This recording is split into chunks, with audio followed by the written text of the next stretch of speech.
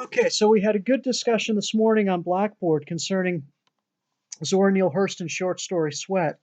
Uh, some of the ideas that really came out of that story, and you guys did a great job of discussing these, were the idea that Sykes's masculinity is really, in many ways, a very decayed masculinity, right? If we think about the things that traditionally would define a man's role, being a provider, being a father. Sykes seems to fail on all of those. And you guys did an especially good job, I think, of talking about how some of the symbols associated with him, particularly the whip and the rattlesnake, really show that almost a parody of a traditional masculinity that seems to be characteristic of Sykes.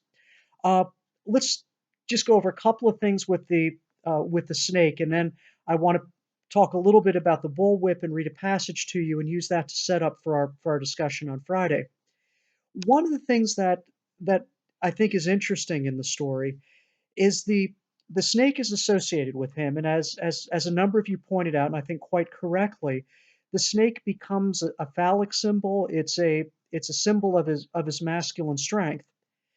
Now, again, we're going back to very traditional ways of thinking about gender, not the ways that people really live in our world, but rather the kind of assumptions that a writer like Hurston might have made in the time that she was writing. If we think in those terms about what masculine strength should do, it should be the force that creates a family by fathering children, and it should be the force that provides for that family. In again, using kind of old cliches, it should also be the force that keeps the woman in the house, right? It's the woman would be allowed to stay in the house as a wife and a mother because the husband is out working to provide for her, and it's his enterprise and his strength that would allow her to make the house a home so that she can stay there and raise the children that he has fathered and keep the house that that he provides for. In in Sykes' case, it's actually the opposite. He brings in that rattlesnake, the symbol of his masculinity, and he uses it to drive his wife from the home.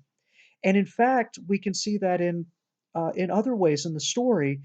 His actions have been driving Delia from the home.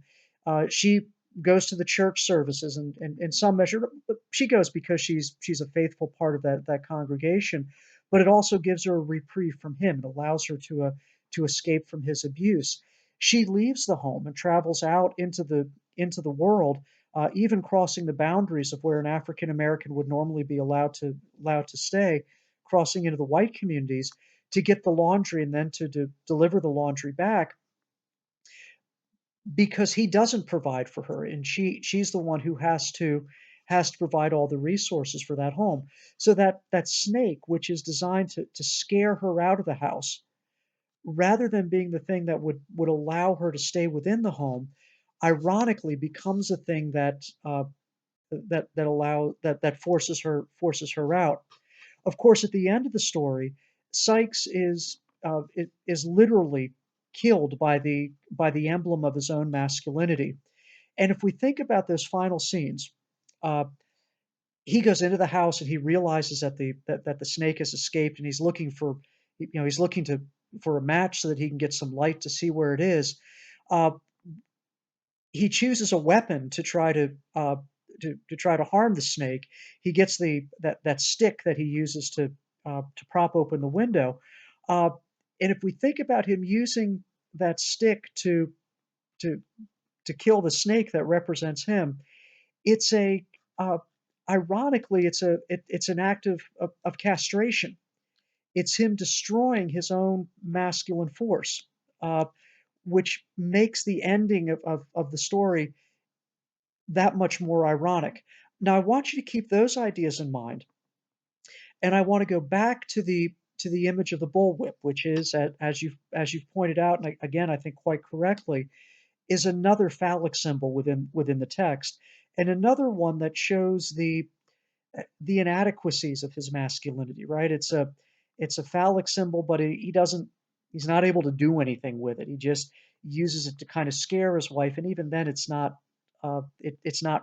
really all that scary as he sneaks up behind her as if he's a little boy, not acting like a man would act, and not, again, using very traditional language, very definitely not acting like the man of the house. He's pathetic in so many ways. But the bullwhip has another level of significance as well. Bullwhips, of course, uh, have an ugly and a very, very unfortunate racial history. They were instruments of oppression. They were tools that would have been used uh, by those people who enslaved other human beings to enforce oppression. Right? There would have African Americans would have been, and to use the terminology that would have been used during the 19th century, they would have been broken with the whip. Uh, they would have been beaten with the whip until they became conditioned to not want to rebel. The bullwhip again seems like a strange symbol for Sykes as an African American to be appropriating for himself, because it is in fact a symbol of racial oppression, something that Sykes, and this isn't really explored very much within the story, but I certainly think we can assume it, some that racial oppression that Sykes would have been subject to himself. Now, keeping those ideas in mind, I want to read a passage, and this is on page 624 in my book. You can pick it up on paragraph 40 if you're in a different book. And Hurston's the dialect she uses is hard to read. She's trying to recreate the way that communities in a rural part of Central Florida would have spoken some time ago. It's uh, Forgive me if I read this in a clumsy way. And this is where we have Mr. Clark, who owns a store, and he's talking to those other men who kind of hang around the store. Clark spoke for the first time. "'Tain't no law on earth that can make a man be decent if it ain't in him. There's plenty of men that takes a wife like they do a joint of sugar cane. It's round, juicy, and sweet when they gets it, but they squeeze and grind, wring till they wring every drop of pleasure that's in 'em out. When they satisfied that they've done wrung dry, they treats 'em just like they do cane chew. They throws 'em away. They knows what they's doing while they's at it, and they hates theirselves for it, but they keeps on hanging after her till she's empty.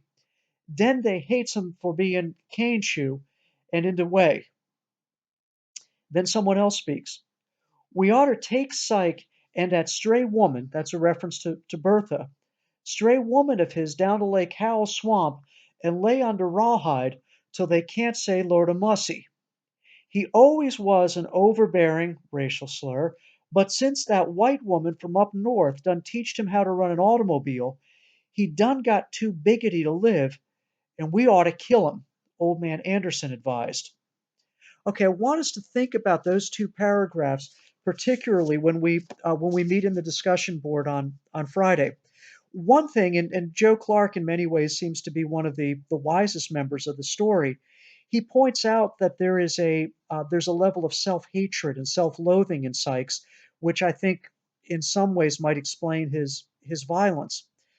But I want us to look at what Old Man Anderson says as well. What he's proposing is a lynching, uh, taking Sykes down to the swamp and whipping him, right? But look at why he wants to do that. It's not to protect Delia. Instead, it's because Sykes has stepped out of the role that he's supposed to play. He's gotten too biggity. That's another term that has a clear racial history to it, and a very ugly racial history. It would be used to describe an African American who has transcended the roles that African Americans were supposed to play. And when did Sykes get this become bigoted? We might say, in another context, when did he get a kind of self respect or a self regard? When a white woman from up north taught him to drive a car, to operate a car. That would have been at this time skilled labor that would have enabled him to find better employment. It would have differentiated him from other folks in his community who would have worked as unskilled labor, as things like agricultural workers. Old man Anderson doesn't want to hurt Sykes. He doesn't want to kill Sykes because Sykes has harmed Delia. He wants to kill Sykes because Sykes has transgressed and violated the racial order by being too big for his britches. The irony of this, of course, is that Anderson, too, is an African American. And he is willing to use the system of racial oppression that white people would have used, a lynching. And he's going to enforce a system of racial segregation and a system of racial oppression that would be serving the interests not of him, but of the very people who oppressed him. That's what I want us to focus on when we talk on Friday, and I want to see if you can connect that. You guys did a great job right in the beginning of connecting this story to the yellow wallpaper. I was so happy to see that. Those comments were cool, and that I was they were terrific. Now I want to take it and connect this one to William Faulkner's barn burning and see if we can't find a connection. In some ways, they're so different, but if we can't find a connection between Abner Snopes, a white character who, if we're going to say anything good about him, and there's not much good that we can say about him, he always is loyal to his family and he always provides for his family. And and Sykes, who is as bad a character as we're going to meet this semester, and who never does anything for his family and tries to destroy it. But I want you to think about that and tell me what they have in common. Okay, thanks, guys. See you Friday.